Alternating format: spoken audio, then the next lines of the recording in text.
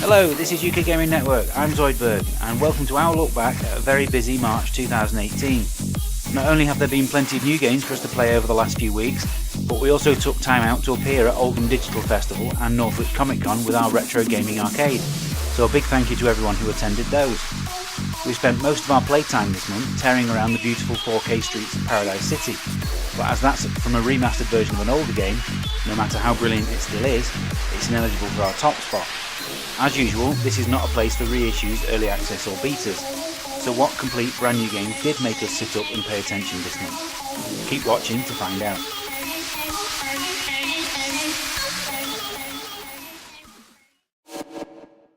Time to get to work. Keep it clean. One round.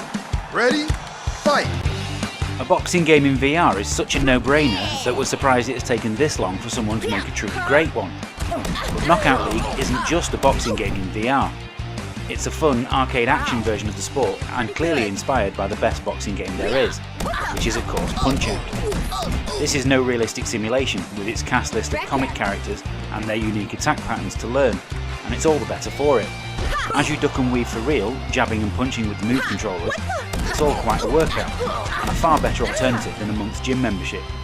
Just make sure that you close the curtain so that nobody can see you while you're playing. We know it came out on Vive and Oculus at the end of February, but we didn't actually get to play it until this month's PSVR release. And once we had, we simply had to tell you about it. Oh, yeah!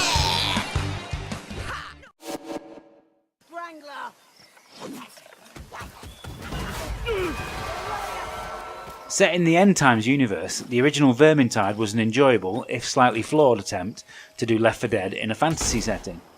Vermintide 2 not only iron out most of the problems, but improves on the visuals, adds a greater variety of level types, and tightens the game mechanics. The different characters all offer a unique set of strengths and weaknesses to any party, and the fact that there are 5 characters to choose from but only 4 allowed in each game provides an extra level of replayability. Then there's the weapons themselves, which are disappointingly dished out at random from in-game loot boxes, but which reward different approaches to taking out the Skaven enemy. These loot boxes are not available to buy for real money, but their existence still leaves a sour taste in an otherwise excellent release.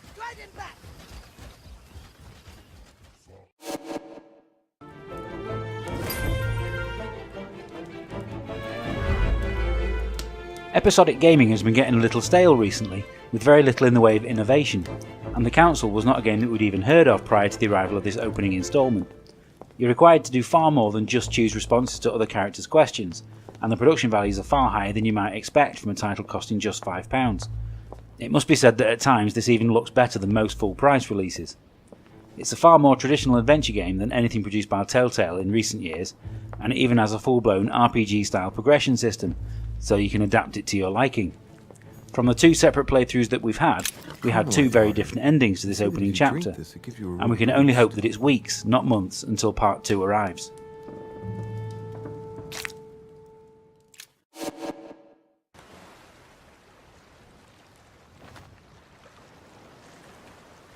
From the moment that Rare announced Sea of Thieves, we've been worried that all the publicity was focusing on the multiplayer, leaving us with the nagging question of, is it even possible to play on your own, and how good is it without crewmates? Fortunately, it's more than possible, with smaller ships that specifically cater for smaller parties.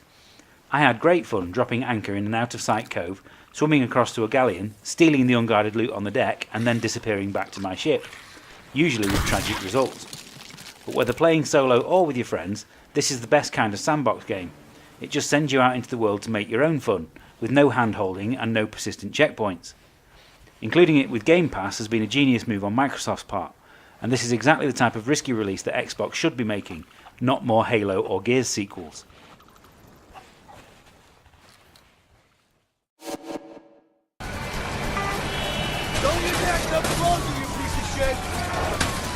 If enforced co-op was a concern about Sea of Thieves, it's the reason that A Way Out exists.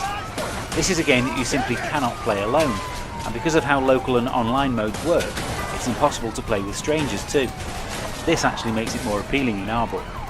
It's quite a thing that EA have essentially given everyone who buys the game a second copy that their friends can download and join in. Although it must be said the best way to play is with somebody sat on the sofa next to you. There are times when the co-op gameplay works brilliantly, like a trip downriver in a boat, requiring coordinated paddling to succeed. Unfortunately, these moments outweigh the ones where it doesn't quite work. The opening sections in the prison feel a little underdeveloped, but once you're out, the story really kicks in, and a believable relationship forms between the two protagonists. Okay? I'm fine, keep going. I'm not giving it that easy.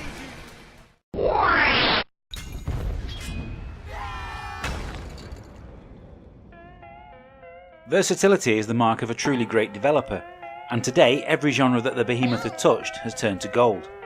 Run and gun shooter, arcade brawler and Twitch platformer have all been accomplished with ease, and for their fourth game they took on turn-based strategy.